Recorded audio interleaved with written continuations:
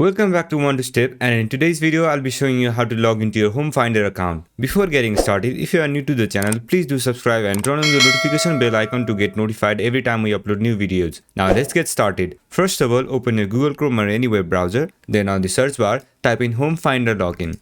Once you press enter, you'll see these kind of results. From this, click on the link where it says Customer Login Homefinder. Once you click on it, you will get to this login page. On this page, you'll have to provide your login credentials. So go ahead and enter your user ID.